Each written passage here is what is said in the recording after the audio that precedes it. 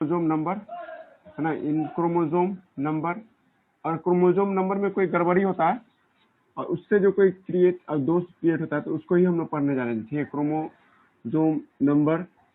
ये दो तरह का एब्रिएशन हो सकता है, एक होता है पोलीवाइडी, एक होता है आपको एनीपोलवाइडी होता है ना जी, आपको एनीपोलवाइडी होता है।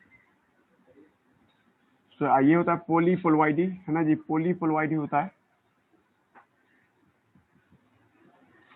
पोलीपोलवाइडी में क्या होता है, जीनोम का मल्टीपल हो जाना होता है जी। ठीक है, जीनोम है ना, मल्टीपल ऑफ एन टाइम क्या होता है, मल्टीप्लाई कर जाता है जी। ठीक है, जैसे मान लीजिए नॉर्मली होना चाहिए 2n, नॉर्मली क्या होना चाहिए, नॉर्मली आपको एग्जिस्ट करना चाहिए 2n, बट ये क्या हो जाता है, बट सो 3n। इस घटना को तुम क्या नाम दोगी, पोलीपोलवाइडी के नाम से लाओगी। इसका एग्जांपल ओनली प्लांट में ही देखने को मिलता है, ओनली सीन इन प्लांट। जैसे आप याद कीजिए कि प्लांट में जायगोट बनता है, जायगोट क्या होता है, जायगोट इन प्लांट 2n होता है ना, जायगोट इन प्लांट 2n होगा। लेकिन वही जगह पे सर क्या हो जाता है, इसका एंडोस्पर्म, आवाज आ रहा है ना, हेलो, किसी का माइक ऑन है, ऑफ कर लो।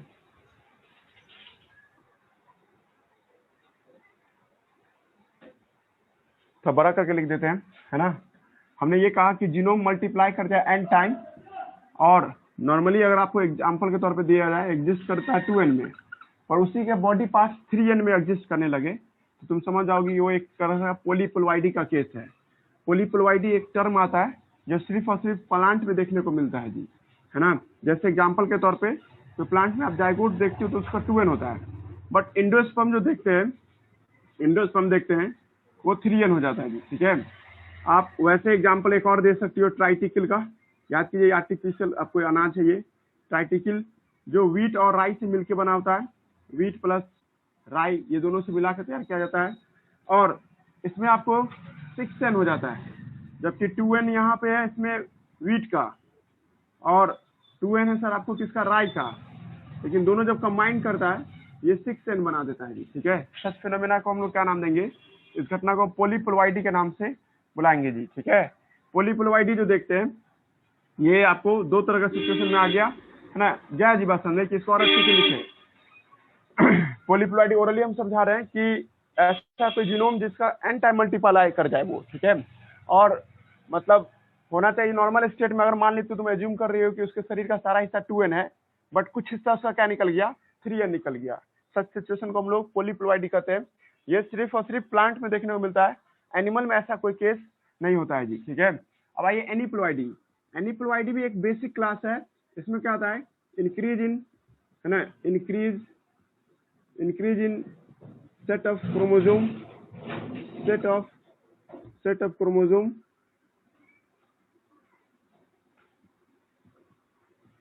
बाय, है ना, वन और टू इन जीनोम में एक दो ही सेट क्रोमोसोम क्या हो, हाँ, एक या दो से बढ़ जाता हो जी। ठीक है, ऐसे केस को हम लोग क्या नाम देते हैं, एनीपोलवाइडी।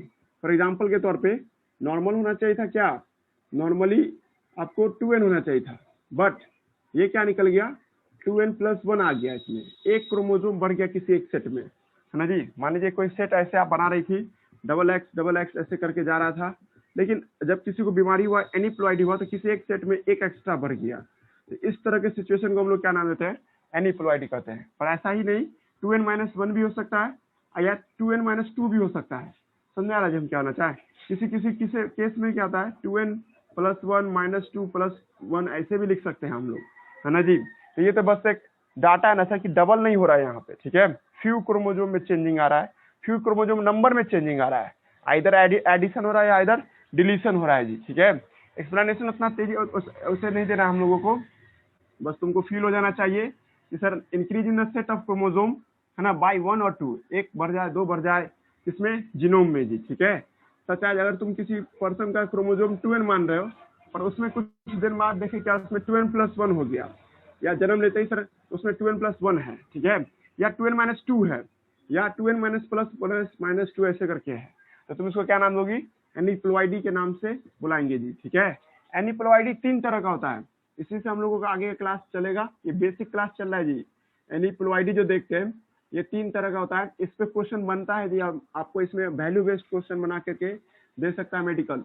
एनीप्लॉइडी जो देखते हैं इसमें एक होता है मोनोसोमिक, याद आ रहा है जी, मोनोसोमिक, या इसी को आप मोनोसोमी भी बुला सकती हो, दोनों में से कोई नाम भी आप इसको दे सकते हैं। मोनोसोमी एक होता है सर आपको नल्लीसोमी होता है, नल्लीसोमिक है ना जी, और एक होता है ट्राइसोमिक, ट्राइसोमिक इसके अलावा भी होता है, लेकिन आप लोगों को वो सब नहीं जानना है ना, कभी कभी 3 क्रोमोसोम भी म्यूटेट कर जाता है, लेकिन नॉर्मली मोनोसोमिक है ना, नल्लीसोमिक और ट्राइसोमिक देखने को मिलता है जी, ठीक है। ऑब्वियसली आप लोग सब पढ़ी भी हो, इसमें 2n-1 हो जाता है, इसमें क्या होता है 2n-2 हो जाता है, और इसमें क्या होता है 2n+1 हो जाता है जी। अगर आप कोई क्रोमोसोम को बंदे को 2n मान रही हो, उस बंदे में क्या देख रहे हैं 2n में एक घट गया जी, इसको क्या मानेंगे हम लोग? मोनोसोमिक के नाम से बुलाएंगे जी। इसको समझिए कि अगर आपको पेयर ऑफ क्रोमोसोम है ना, पेयर ऑफ क्रोमोसोम है, पेयर ऑफ क्रोमोसोम देख रहे हैं है ना, इन विच वन क्रोमोसोम क्या कर रहा है सर आपको? 1 क्रोमोसोम लॉस कर रहा है जी, ठीक है, लॉस कर रहा है ना, इज कॉल्ड है ना, आपको क्या कहेंगे? इज कॉल्ड मोनोसोमिक के नाम से बुलाएंगे जी, ठीक है। समझा रहा है क्या बोल रहे हैं? जैसे एग्जांपल के तौर पे देखो कि कोई बंदा 2n है, उसमें 5th पोजीशन का जो 5th है ना जी, 5वां जो आपको सेट है, 5th सेट ऑफ क्रोमोसोम है, उसमें से क्या है एक लॉस कर गया, 1 लॉस कर गया उसमें से, तो तुम इसको कैसे दिखाओगी? 2n-1 है ना, और ऐसे क्या लिखेंगे हम लोग इसके लिए? 5th मोनोसोमिक लिखेंगे, 5th मोनोसोमिक। और आपको ऐसे समझाना शुरू करें तो आप एक नॉर्मल क्रोमोसोम को कैसे दिखाएंगे? ऐसे करके x और x, ठीक है, एक x और x फिर ऐसे करके दिखाते जाएंगे, और ये भी आपको होगा ऐसे करते डस्ट जाएगा, ये पहला सेट, दूसरा सेट, तीसरा सेट, चौथा सेट या 5वां सेट देख रहे हैं जी, ठीक है। और 5वां सेट में एक कम गया था, ऐसे छोड़ देंगे ना, ये क्या कहलाएगा जी? ये आपको 5th मोनोसोमिक कहलाएगा जी, ठीक है, 5th मोनोसोमिक कहलाएगा है ना। याद रखना आप लोगों को इसमें है ना जी, 5th मोनोसोमिक क्या होता है समझा दिए क्या है ना जी? 5th मोनोसोमिक, हेलो जा रहा है सब जी, बात समझे ना? वही सब है। हेलो, तुम लोग को जा रहा है जी? किसी को आवाज दो, दिल में तुम समझ रहे हो? Yes sir. ठीक,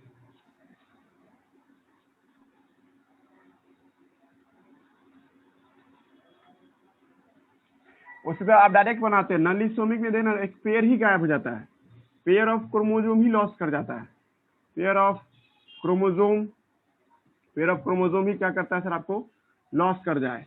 ऐसे सिचुएशन को हम लोग क्या नाम देते हैं? नलीसोमिक के नाम से लाते हैं। जैसे 2n-2 लिखने का क्या मतलब हुआ? एक सेट ही गायब हो गया, 5th पेयर ही लॉस कर गया इसमें, मतलब ऐसे लिखना मतलब क्या कहलाएगा? नलीसोमिक कहलाएगा। लेकिन कई जगह पे कोई लड़की ऐसे लिखती है, ठीक है, मान लीजिए अब कोई ऐसा बच्चा है जिसमें वो कह रहा है कि 4th मोनोसोमिक हो रहा है, 4th मोनोसोमिक हो रहा है, और 5th मोनोसोमिक या 6th मोनोसोमिक हो रहा है, तो उसके लिए आप है ना ऐसे नहीं लिख सकती हो 2n-2, उसके लिए आपको लिखना होगा 2n-1 और फिर -1 ऐसे करके लिखना होगा। ऐसे टीचर क्या समझाएगा कि एक चौथा नंबर से क्रोमोसोम से एक लॉस हो रहा है और एक छठा नंबर क्रोमोसोम से एक लॉस हो रहा है जी। कॉमन सेंस लगाइएगा। यहाँ पे नलीसोमिक में ही -2 रखेंगे। यहाँ -2 रखने का क्या मतलब कि पूरा सेट ही गायब हो गया, पेयर ही गायब हो रहा है। और अगर आप ऐसे लिखते हैं कि चौथा नंबर क्रोमोसोम से गायब हुआ है और छठा नंबर के क्रोमोसोम से गायब हुआ है, तो इसका फॉर्मूला ऐसे लिखना है 2n-1 फिर -1।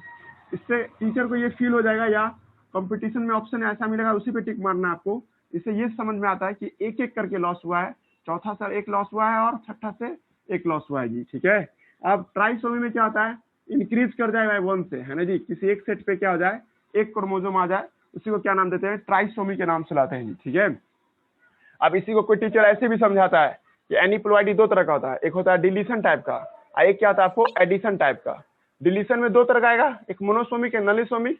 उसी तरह से एडिशन में भी 2 टाइप है, ट्राइसोमी होता है, टेट्रासोमी भी होता है। ये तो कॉमन सेंस है, क्लास में बैठ करके भी तुम लोग दिमाग लगा लोगी कि कैसे ये ट्राइसोमी और नलीसोमी को, तो मतलब हेडिंग को चेंज करते हैं ना हम, यहाँ पे लिख देते हैं आपको, है ना, आपको एनीप्लॉइडी आपको डिलीशन, और यहाँ पे एनीप्लॉइडी क्या हो जाता है, एडिशन हो जाता है जी, ठीक है। और उसमें भी टाइप बनता जाएगा, आपको लड़की का नहीं, हम ऐसा भी सुने हुए 2n+2 भी होता है, सर सुना हुआ है तो कोई दिक्कत नहीं है, ऐसा होता भी है ना जी, ये डिपेंड करता है, ठीक है। अब इसी केस में क्या होता है कि ये सब समझ आ रहा ना जी हम क्या बोल रहे हैं। अब इसी सब से जुड़ा हुआ कुछ बीमारी सब है जी, जिसपे आप लोगों को फोकस करना है और उस पर ही डील करना है हम लोगों को। क्रोमोजोम के नंबर से घट जाने से या बढ़ जाने से कुछ बीमारियां एग्जिस्ट करता है, और उस बीमारी सबको हम लोग एक कैटेगरी देते हैं, कैंसर का कैटेगरी दे सकते हैं आप। हम आपको बताए हुए भी है कि क्रोमोजोम के घट जाने से बढ़ जाने से, है ना, आपको कैंसर हो जाता है। और ये जरूरी नहीं कि सर कैंसर हुआ तो मर ही जाएगा, लेकिन उसके साथ जीवन भर का एक तरह से एबनॉर्मलिटी आ सकता है जी, ठीक है। अब हम आपको बता रहे थे क्या, क्रोमोजोम नंबर की गड़बड़ी होने से क्रोमोजोम नंबर, है ना जी, आपको यानी कि आपको क्रोमोजोमल डिसऑर्डर हो रहा है ना, chromosomal disorder due to number, disorder due to number के आपको होने की वजह से क्या होगा, इससे दो तरह का आपको फॉर्म आएगा जी। एक होगा ऑटोजोमल, एक ऑटोजोमल होगा, और एक क्या होगा सर आपको सेक्स क्रोमोजोम से होगा जी, ठीक है। सेक्स क्रोमोजोम से भी हो सकता है जी, ठीक है। अब पॉइंट उठता है कि ऑटोजोम से 3 एग्जांपल आपको याद रखना है। एक डाउन सिंड्रोम है, डाउन सिंड्रोम, है ना। एक क्या सर आपको एडवर्ड सिंड्रोम है, एडवर्ड सिंड्रोम, और एक क्या होता है सर आपको पेटाउ सिंड्रोम होता है, पेटाउ सिंड्रोम। ये 3 तरह का आपको बीमारी आता है सर, किससे आपको ऑटोजोम में क्रोमोजोम की गड़बड़ी हो जाए तो, है ना जी। ये तीनों का तीनों ट्राइसोमी का एग्जाम्पल है, तीनों का तीनों जो देख रहे हैं ये ट्राइसोमी का एग्जाम्पल है जी। ट्राइसोमी से दिमाग लग रहा है किसी को कि 2n+1 वाला केस है सर, 2n+1 का केस दिखाई देंगे। और सेक्स क्रोमोजोम से भी तुमको 3 नाम सुनाएंगे अभी, है ना। इसमें एक आएगा आपको टर्नर होगा, एक क्लिनफिल्टर होगा, एक जैकब सिंड्रोम होगा, है ना। तो अभी हम आपको डाउन सिंड्रोम जो बता रहे हैं, ठीक है। डाउन सिंड्रोम में क्या होता है, 21st ट्राइसोमी होता है जी, 21st ट्राइसोमी, है ना जी। और एडवर्ड में 18 होता है आपको, है ना, आपको 18 आपको ट्राइसोमी होता है। और इसमें जो देखते हैं पेटाओ में आपको, है ना, 13 ट्राइसोमी होता है जी, 13 ट्राइसोमी होता है। इसका हिंदी मतलब समझ रहा है ना कि सर ये क्रोमोजोम के घटने और बढ़ने से होता है जी। एक क्वेश्चन ये भी है, एक बीमारी के नाम हम बताते हैं, क्या वो एनीप्लॉइडी है, तो जवाब दीजिएगा नहीं, वो एनीप्लॉइडी नहीं है। इसमें एक क्राइडुचैट करके आता है, क्राइडुचैट, है ना। ये एक ऐसा बीमारी है जो 5th क्रोमोजोम का छोटा हो जाने से होता है जी, ठीक है। 5th क्रोमोजोम, है ना जी। 5th क्रोमोजोम क्या होता है सर आपको शॉर्ट साइज का हो जाता है, शॉर्ट साइज का हो जाता है, शॉर्ट साइज का हो जाता है। इस वजह से ऐसा होता है, मतलब उसका स्मॉल आर्म हो जाता है, ऐसा एक लॉन्ग आर्म निकल जाता है, एक स्मॉल आर्म निकल जाता है जी। तो इस बीमारी को क्या कहते हैं हम लोग, है ना जी, क्राइडुचैट के नाम से आते हैं। ये 5वां क्रोमोजोम पे होता है जी, ठीक है। इसमें मतलब समझ रही हो कि एक 5वां पेयर रहेगा, पहला क्रोमोजोम का पेयर, दूसरा क्रोमोजोम, तीसरा क्रोमोजोम, चौथा क्रोमोजोम, और ये 5वां पेयर जो रहता है सर, इसमें एक छोटा हो जाता है बहुत, है ना, इस तरह से। तो इसको तुम क्या नाम दोगे, क्राइडुचैट। बताओ जी इसको कौन सा बीमारी कहेंगे जी, एनीप्लॉइडी कहेंगे कि पॉलीप्लॉइडी कहेंगे या कोई और कहेंगे, क्वेश्चन समझा पढ़ाए हुए, बताओ तो इसको किस तरह का बीमारी में रखेंगे, एनीप्लॉइडी, पॉलीप्लॉइडी या किस तरह का। हेलो,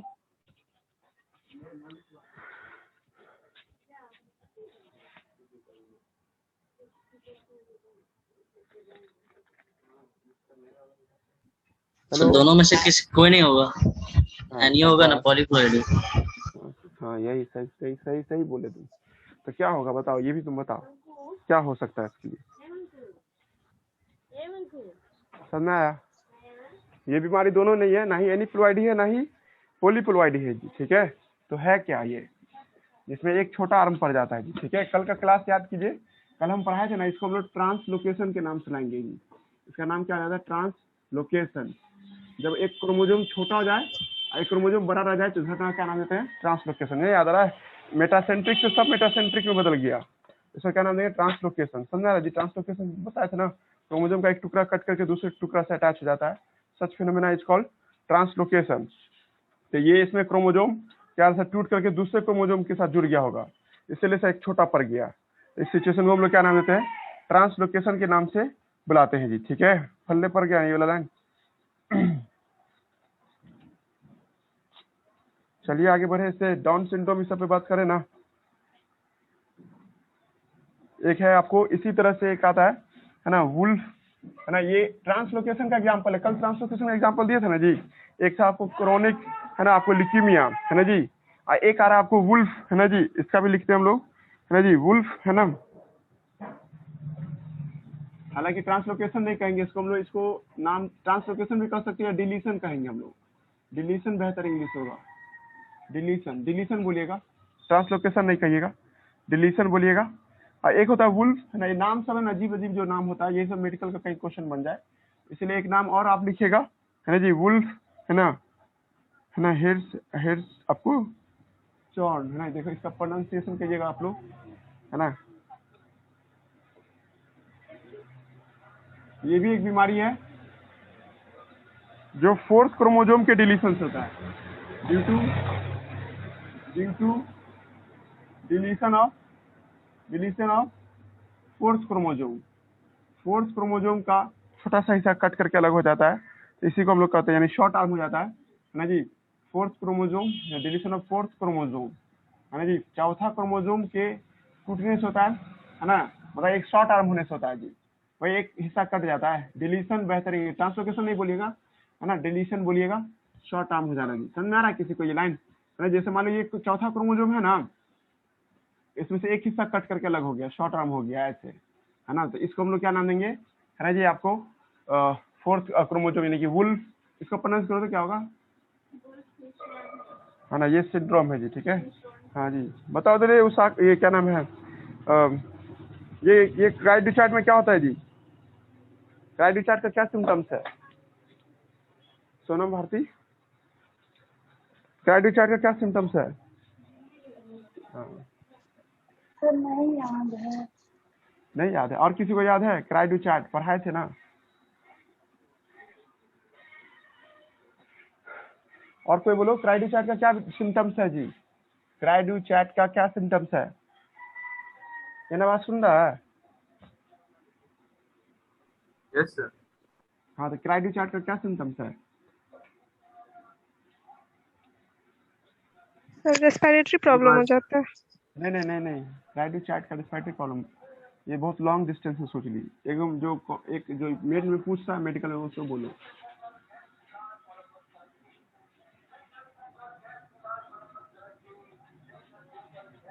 देखिए इसमें आपको बिल्ली जैसा बच्चा रोता है ना, याद आना जी, cri du chat, cry like cat ना जी। इसमें जो बच्चे का आवाज होगा ना, बिल्ली के रोने की जैसा होगा जी, ठीक है।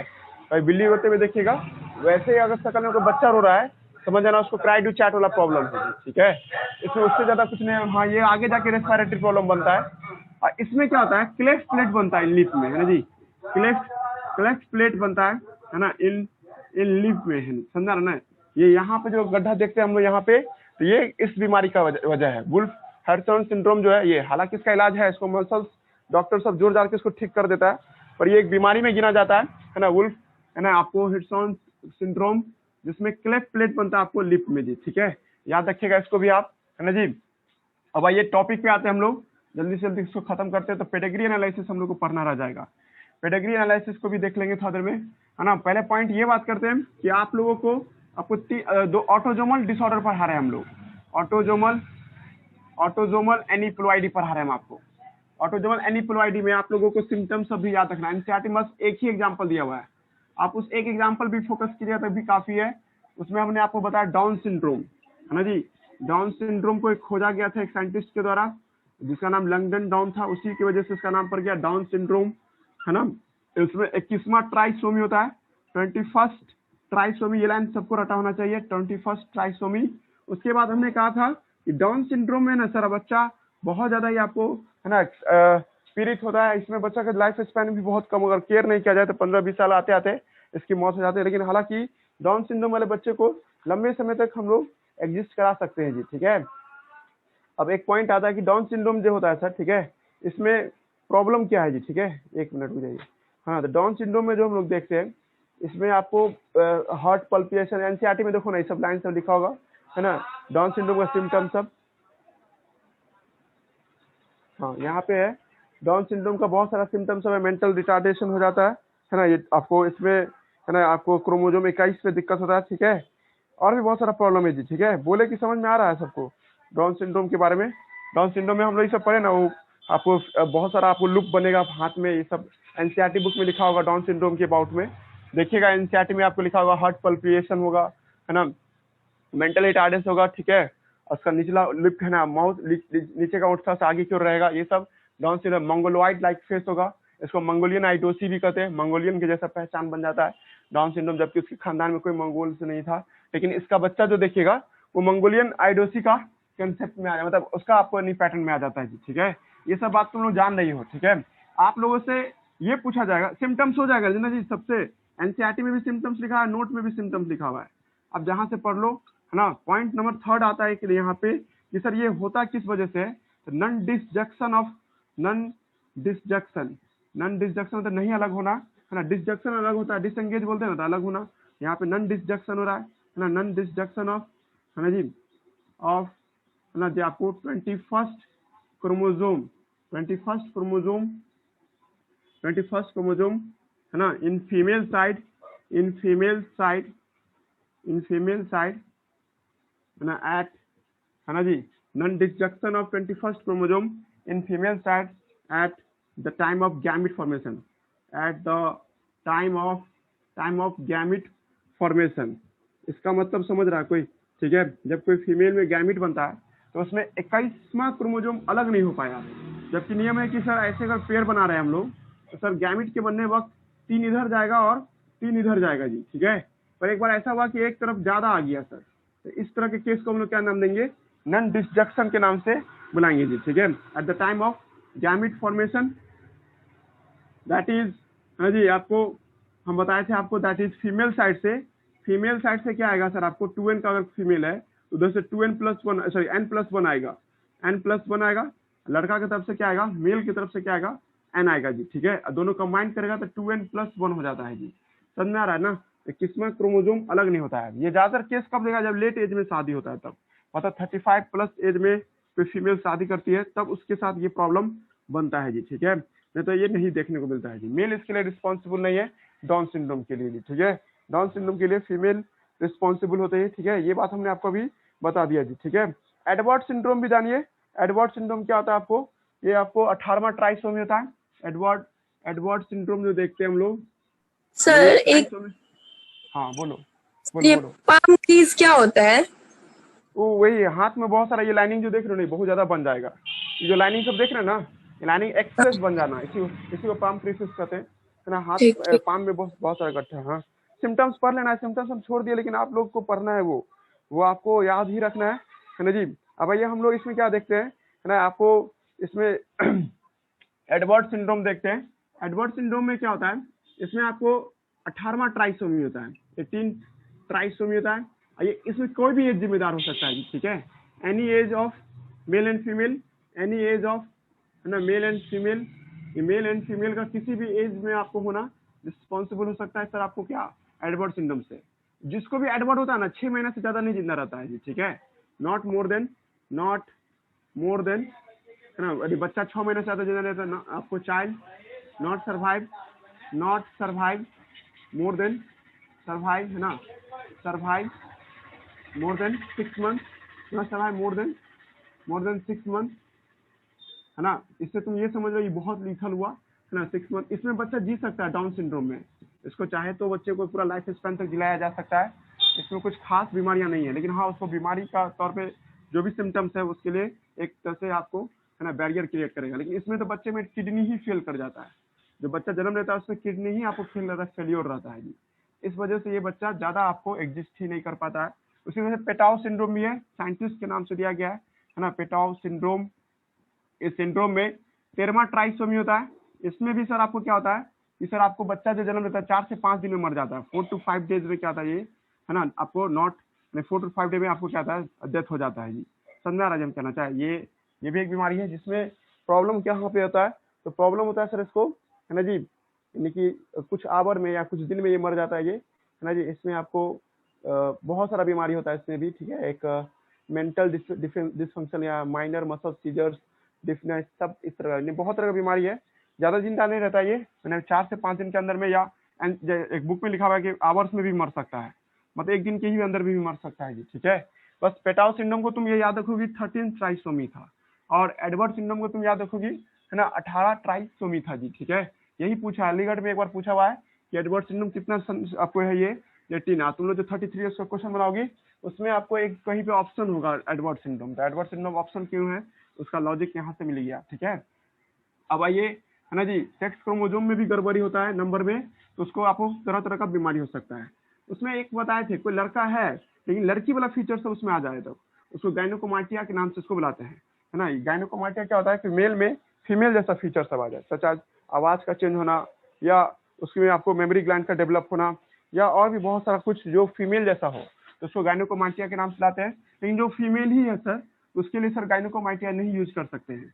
तो पॉइंट सुनिएगा, है ना। सेक्स क्रोमोसोम नंबर में गड़बड़ी होगा, उसमें 3 तरह का बीमारी होगा जी। एक होगा सर इसमें आपको टर्नर, साइंटिस्ट के नाम के द्वारा दिया गया है, टर्नर सिंड्रोम। और एक होगा सर आपको क्या इसमें आपको क्लिनफिल्टर सिंड्रोम, क्लिनफिल्टर। और एक होगा सर आपको इसके अंदर में Jacob syndrome. Jacob syndrome NCERT में नहीं दिया हुआ है, आप इसी को आप एक और नाम से बुला सकते हैं, सुपर मेल।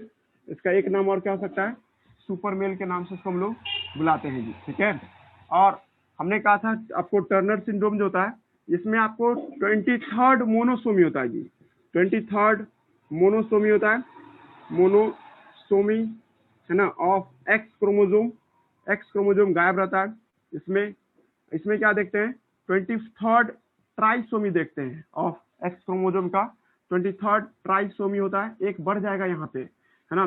ओवरऑल 47 क्रोमोसोम का ये आदमी है, ये आपको 45 क्रोमोसोम का लड़की है। और ट्राइसोम आपको लिख रहा है 23rd ट्राइसोमी एट, है ना, लिखा है due to X chromosome of X chromosome, है ना। और जैकब सिंड्रोम में भी क्या होता है 23rd ट्राइसोमी है, ये 23rd ट्राइसोमी है ना ऑफ वाई क्रोमोसोम का, वाई क्रोमोसोम के मामले में ये बढ़ जाता है जी, ठीक है। अब टर्नर सिंड्रोम की बात करो, ये किसी भी एज में किसी भी को हो सकता है, मतलब कोई भी एज में लड़का लड़की शादी करे तो उसको है ना आपको टर्नर सिंड्रोम देखने को मिल सकता है। बस याद क्या रखोगी, याद ये रखोगी सर कि कोई अब कोई लड़की है ना, उसमें से 14 एक्स है और लड़का 44 प्लस एक्स वाई है। किसी कारणवश लड़का में जो स्पर्म बना ना सर वो 22 प्लस 0 हो गया, एक तरफ क्या हो गया 22 प्लस एक्स वाई हो गया जी, ठीक है। और जो लड़की गैमेट बनाई वो 22 प्लस एक्स है, 22 प्लस एक्स है जी। अगर ये दोनों कंबाइन कर गया सर तो इससे एक बीमारी होगा जिसका नाम होगा 44 प्लस एक्स 0। इस केस में क्या देखोगी, ये आपको टर्नर सिंड्रोम का पीड़ित कहलाएगा। लॉजिकली यहाँ पे एक्स आना चाहिए था सर, ठीक है जी, जो कि नहीं आ पाया किसी कारण बस, है ना जी। टर्नर सिंड्रोम में क्या देखते हैं हम लोग, है ना, टर्नर सिंड्रोम में है ना जी आपको ना x0 है ना जी देख रहे हैं यहाँ पे 0 जो देख रहे हैं ये साबित कर रहा है कि सर यहाँ पे एक x होना चाहिए था। ये बात ध्यान रखना तुम लोग, 0 यहाँ रिप्रेजेंट किसको करना चाहिए था, x को, जो कि नहीं हो पाया, है ना। y नहीं होना चाहिए यहाँ पे, ठीक है। तो इसका मतलब इसमें डोमिनेंसी किसका होगा, फीमेल का, जो कि नहीं हो पाया सर, ठीक है। मतलब ये देखने में कैसी होगी, ये फीमेल होगी। टर्नर सिंड्रोम लुक कैसा होगा इसका, फीमेल जैसा होगा, और परफेक्ट फीमेल नहीं होगी जिसमें फीमेल वाला फीचर सब में कमी आए, जैसे स्विचर्स होगा, मतलब गर्दन इसका छोटा होगा जी, ठीक है। और भी होगा उसका ओवरी सब क्या होगा, रूबिनेंट्री के फॉर्म में होगा। इसको हम लोग एक और नाम दे सकते हैं, लड़कियों में जो आपको ये होती है ना मतलब स्टाइल टाइप की, उसको लिस्बियन कहते हैं जी, ठीक है। तो इसको हम लोग लिस्बियन भी बुला सकते हैं, जिसमें ये है ना फीमेल तो होगी बट बाहर से आपको देखने में फीमेल होगी, अंदर से इसका जो फीमेल रिप्रोडक्टिव ऑर्गन है वो सब मोर डेवलप नहीं होगा जी, ठीक है। हो गया जी टर्नर सिंड्रोम हम पढ़ा दिए। और उसके बाद आइए क्लिनफिल्टर सिंड्रोम। क्लिनफिल्टर सिंड्रोम में क्या होता है कि अगर ऐसा कोई केस हो जाए, हाँ इक्वल लड़की इसको वाइस वर्सा भी कर सकती है ना। इक्वल लड़की इमोशन है कि सिर्फ इधर लड़के में फॉल्ट है, यहाँ पे ऐसे भी लिख सकते थे हम, यहाँ पे 22 प्लस एक्स और एक्स हो जाए, इधर 0, लड़का के साइड से क्या आ जाए 22 प्लस एक्स आ जाए और इधर वाई हो जाए, कुछ भी हो सकता था, है ना। ऐसे सिचुएशन में नहीं क्वेश्चन देगा कि भाई ये परफेक्टली 0 थी या ये परफेक्टली एक्स था। अब यहाँ ये क्लिनफिल्टर सिंड्रोम में इसमें लड़की आपको 44 plus x x multiply with आपको किसके साथ 44 प्लस एक्स वाई के साथ, एक ऐसा सिचुएशन जिसमें मेल ने क्या किया सर 22 प्लस आपको एक्स क्रोमोसोम या वाई क्रोमोसोम बनाया, एक 22 प्लस क्या बनाया एक्स, है ना जी। और इधर से क्या हुआ सर कि 22 प्लस एक्स और एक्स बन के आया, एक तरफ 22 प्लस 0 है जी, जबकि 23 होना चाहिए था ना, यहाँ 24 क्रोमोसोम है जी, तो हमने ट्राइसोमी में रख रहा है। और इसमें भी क्या हुआ सर, जब ये फ्यूज किया तो ये वाला अगर फ्यूज कर जाए 22 प्लस एक्स और वाई, यही बंदा क्या कहलाएगा, क्लिनफिल्टर कहलाएगा जी। इसको हम लोग क्या नाम देंगे, क्लिनफिल्टर के नाम से बुलाएंगे जी। ठीक है, अब आप लोग गौर कर रहे हो कि सर यहाँ पे दो एक्स है सर, ठीक है, और एक वाई है ना जी। इसीलिए सर इसमें सर एक्स का भी फीचर आ जाता है, वाई का भी फीचर आ जाता है। यहाँ पे जीनोम वाला जो कंसेप्ट है वो काम नहीं करेगा। तुमको हम एक दिन बताए थे ना, इस तीनों में से कोई एक ही काम करेगा, लेकिन एक्चुअली में यहाँ पे सर एक रेगुलर पैटर्न आ गया, इसलिए मेल का भी फीचर्स में आने लगता है और फीमेल का भी आने लगता है जी। दैट्स व्हाई इसको ओवरऑल क्लिनफिल्टर बोलते हैं। इसमें ये लड़के जैसा होगा शरीर, है ना, लॉन्ग हाइट होगा इसका, हाथ पैर लॉन्ग लिप्स है ना, हाथ पैर भी लंबा लंबा होगा, पर इसमें गाइनोकोमाइटिया होगा, इसमें ब्रेस्ट का डेवलपमेंट होगा, है ना, कुछ फीमेल फीचर आने लगेगा जी। ठीक है, तो आपको इसके लिए फीमेल फीचर के लिए गाइनोकोमाइटिया वर्ड इस्तेमाल करते हैं हम लोग।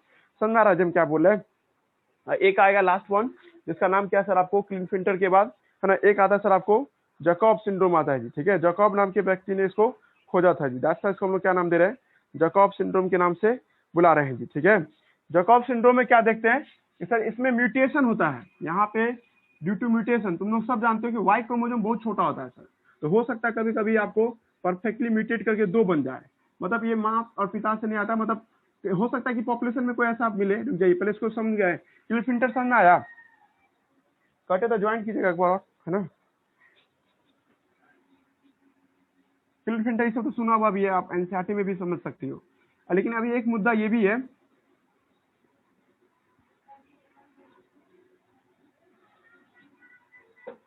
देखिए एक ऐसा भी मुद्दा हो सकता है 44 प्लस एक्स हुआ और मल्टीप्लाई किसके साथ करा रहे हैं हम लोग, एक मेल के साथ 44 प्लस एक्स वाई हो रहा है जी। एक गैमिट ये बनाया 22 प्लस एक्स, एक गैमिट बनाया 22 प्लस वाई, कोई भी हो सकता है इसमें रिस्पॉन्सिबल क्लिनफिल्टर के लिए। और इधर भी हम बनाए 22 प्लस एक्स, एक बनाए 22 प्लस 0।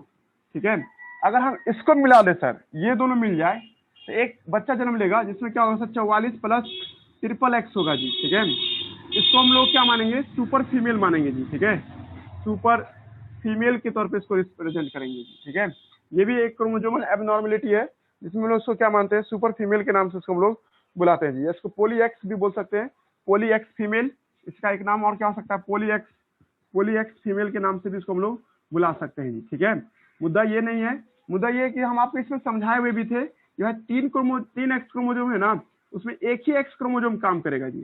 समझा रहा जी, कोई एक एक्स क्रोमोसोम काम करेगा, बाकी 2 को काम नहीं करने देगा। लेकिन क्योंकि एडिशन हुआ है कुछ, इस वजह से इसमें कोई ना कोई प्रॉब्लम आ जाएगा। ये लड़की आपको अगली टाइप की दिखाई देगी, बहुत अजीब तरह का होगा ये। ठीक है जी, और बहुत सारा फीचर होगा जो है ना आपको मिसिंग होगा जी। ये स्टाइल भी होगी, ये स्टाइल भी होगी, है ना।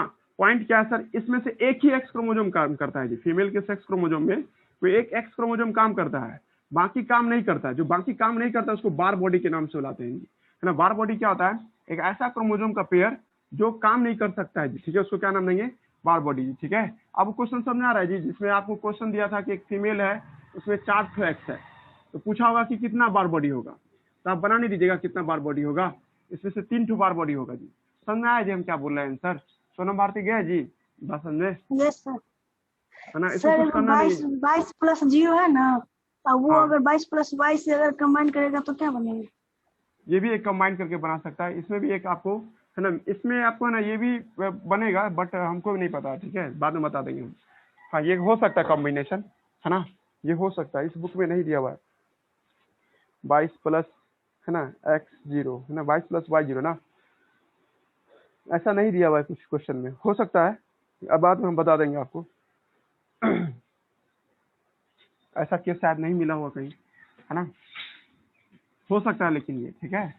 लेकिन ये वाला फिर देखिए, है ना, ऐसा केस कोई फीमेल में दे दे कि फीमेल में sex chromosome of female have 3x, है ना जी, सेक्स क्रोमोसोम, एक एज्यूम क्वेश्चन है, सेक्स क्रोमोसोम हैव 3x हो जाए, है ना जी, हाउ मेनी बार बॉडी होता है जो नॉन फंक्शनल क्रोमोसोम हो, है जी। तो आपको हम ये बताए हुए कि कोई एक ही काम करेगा, बाकी सब क्या हो जाएगा, बार बॉडी हो जाएगा जी। ठीक है, हाउ मेनी बार बॉडी, तो आप बता दीजिएगा। इसमें से आप ऐसे भी निकाल सकते हो 3 - 1, मतलब यानी कि n-1, n यहाँ पे क्या है, नंबर ऑफ सेक्स क्रोमोसोम है, तो 3 में से 1 घटा दोगे तो ये क्या आ जाएगा, 2 आ जाएगा। ऐसे भी बना सकते हैं, और बहुत इजी, देख के ही क्वेश्चन बन रहा था, क्या फॉर्मूला ये।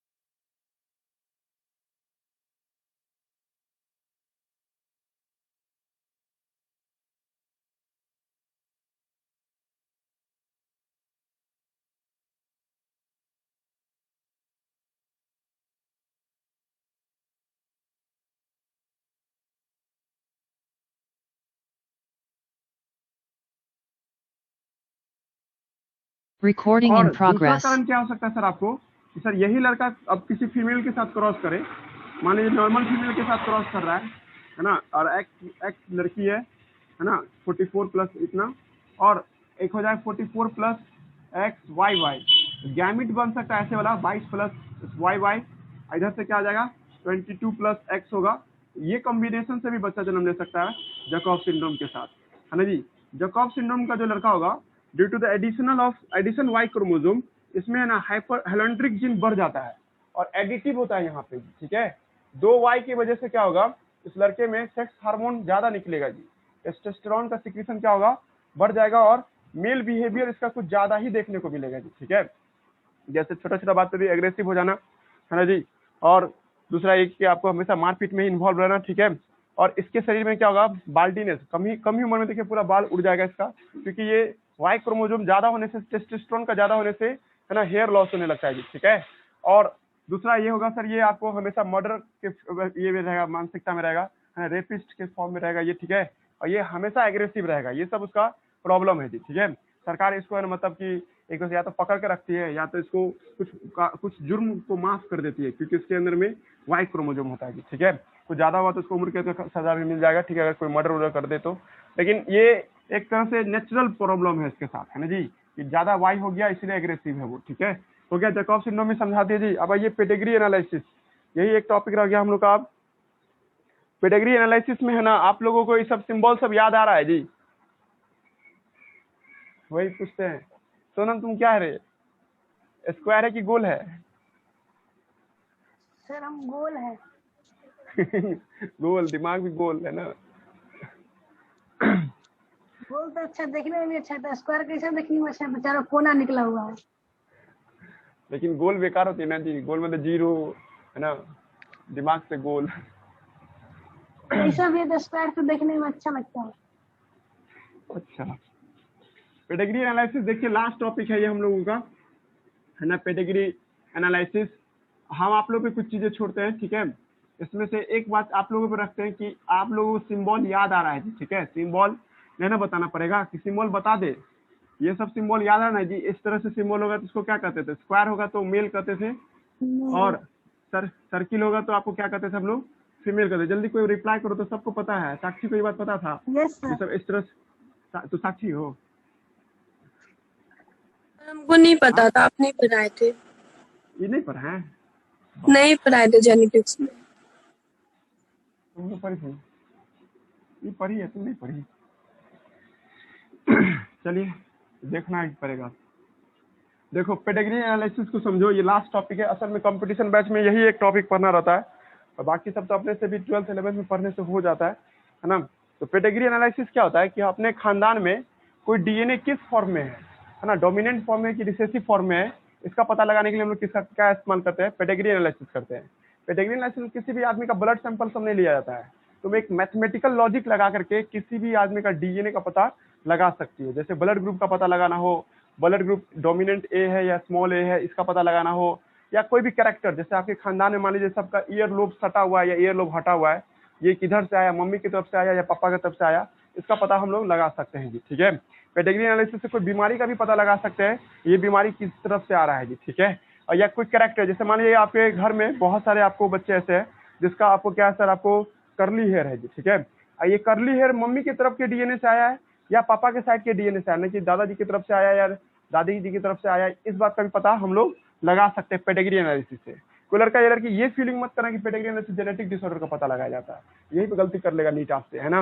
नीट जानबूझ के पहला ऑप्शन देगा कि पेडिग्री एनालिसिस तभी करते हैं जब कोई जेनेटिक डिसऑर्डर निकालना हो, ऐसा नहीं है। आपको जेनेटिक कैरेक्टर निकालने के लिए पेडिग्री एनालिसिस करते हैं। वो कैरेक्टर हो सकता है डिजीज काउजिंग हो, वो कैरेक्टर हो सकता है कि आपके लिए सर्वाइवल एडवांटेज हो, क्लियर हुआ जी। और यही नहीं, साथ साथ हम उसका डोमिनेंट स्टेट और रिसेसिव स्टेट का भी पता लगा सकते हैं कि कोई बीमारी जो है डोमिनेंट की वजह से है कि रिसेसिव की वजह से है, इस बात का भी पता लगा सकते हैं हम लोग पेडिग्री एनालिसिस में जी, ठीक है। पहले पर है जी, पेडिग्री एनालिसिस बहुत कुछ करके देता है आपके लिए। पेडिग्री एनालिसिस से सर हम लोग किसी भी डिसऑर्डर का पता लगा सकते हैं। लेकिन अब एक पॉइंट ये है कि क्या पेडिग्री एनालिसिस डाईहाइब्रिड पे क्रॉस करता है या मोनोहाइब्रिड पे क्रॉस करता है, मतलब डिपेंड करता है। तो पहला पॉइंट जो मेडिकल में जो पूछ सकता है, ये सब सिंबल अभी थोड़ा देर में बता देते हैं, है ना। पहला पॉइंट क्या है सर, पेडिग्री एनालिसिस करते क्यों है, इसका डेफिनेशन लिख दें। है ना, फाइंडिंग द लिखा आपको form of gene, to finding the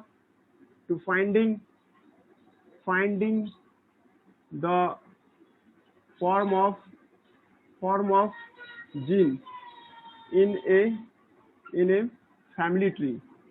एक खानदान में, है ना जी, आपको किसी भी जीन का क्या फॉर्म है, वो डोमिनेंट है कि रिसेसिव है, कि वो जानलेवा है कि नॉर्मल है, इसका पता लगाने के लिए हम लोग क्या करते हैं, पेडिग्री एनालिसिस करते हैं, है ना जी। इसको फैमिली ट्री एनालिसिस भी कर सकते हैं आप लोग।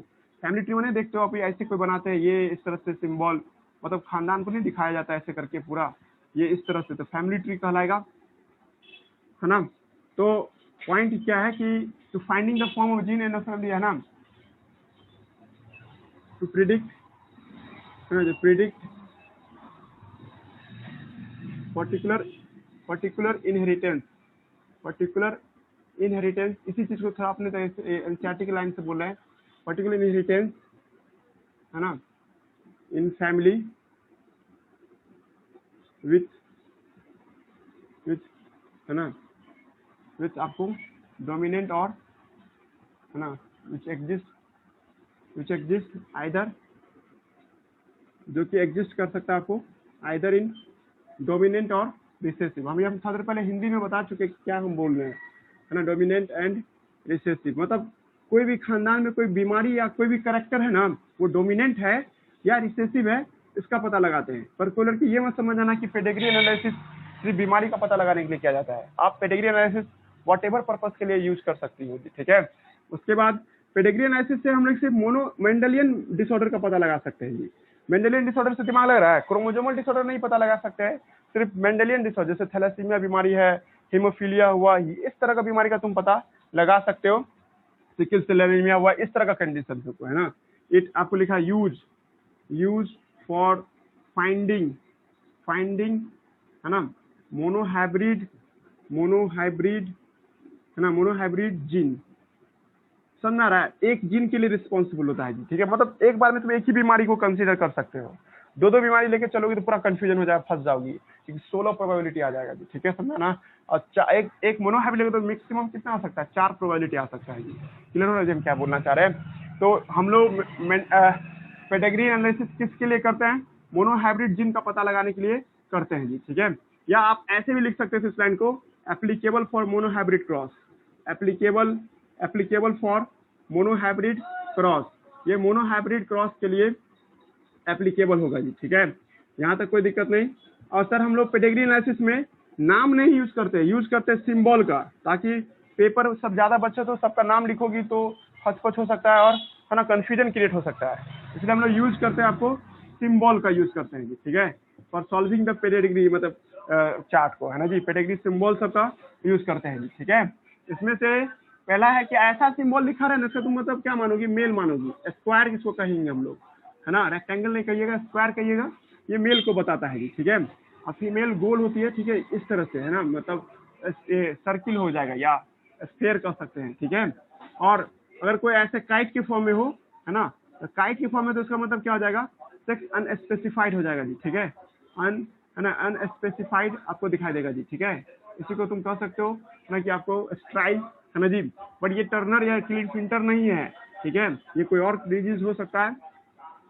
उसके बाद, है ना जी, आपको, है ना, मेल हो गया, फीमेल हो गया, आपको सेक्स अनस्पेसिफाइड, मान लीजिए कि सबको रंग देते हैं हम लोग, है ना, अगर रंग देते हैं सबको, देखो एनसीईआरटी में होगा ये फोटोग्राफ, सब उसको भी देखो जाकर के, अगर आप इसको रंग देती हो, इसका मतलब ये क्या समझाना चाह रहा है, ये आपको ये अफेक्टेड है, कोई ना कोई बीमारी चल रहा है इसके अंदर में सर, अफेक्टेड मेल है जी, ठीक है, या ये अफेक्टेड इंडिविजुअल है, अफेक्टेड इंडिविजुअल है, समझा रहा है हम क्या बोलना चाह रहे हैं। और ऐसा भी हो सकता है अफेक्टेड इंडिविजुअल, और ऐसा भी हो सकता है, इसको सॉलिड सिंबल भी कहते हैं हम लोग, इसको सॉलिड सिंबल के नाम से भी इसको हम लोग बुलाते हैं जी, ठीक है। ये केस जो देख रहे हैं इसका नाम क्या हो जाएगा, सॉलिड सिंबल के नाम से भी बुलाते हैं जी, ठीक है। उसके बाद, है ना जी, ये जो देखते हैं सर, मेल हो गया, फीमेल हो गया, सेक्स अनस्पेसिफिक हो गया, है ना, और ये जो देख रहे हैं हम लोग सॉलिड सिंबल के तौर पे इसको हम लोग लिखते हैं। और क्या बताना चाह रहे थे हम, ये देखिए, अगर ऐसा कोई फीमेल है, ये मेल है सर, तो इस तरह से जब कोई डैश बना दिया जाए, इसका मतलब मेटिंग हो रहा है इस दोनों में, मतलब शादी हो चुका है ये, ठीक है, ये मेटिंग होगा इसका, है ना जी। और उसी तरह से अगर ऐसा भी हो सकता है सर कि ये डबल लाइनिंग से लगाया हो, ठीक है, तो इसका मतलब मीटिंग इन रिलेटिव्स, मतलब कोई करीबी रिश्तेदार में ही शादी हो गया है, ठीक है, मीटिंग इन, है ना जी, रिलेटिव्स, है ना, मीटिंग इन फैमिली में ही कोई शादी हो गया जी, ठीक है, मीटिंग इन रिलेटिव, है ना, या इसी को हम लोग कौन सा जीनस मीटिंग के नाम से बुला सकते हैं, कौन सा जीनस मीटिंग, ये नीट पूछे हुआ क्वेश्चन में, क्वेश्चन बैंक में जाके देखना, इस तरह का क्वेश्चन पूछे, इस तरह का सिंबल को क्या कहते हैं, कौन सा जीनस मीटिंग के नाम से बुलाते हैं जी, ठीक है।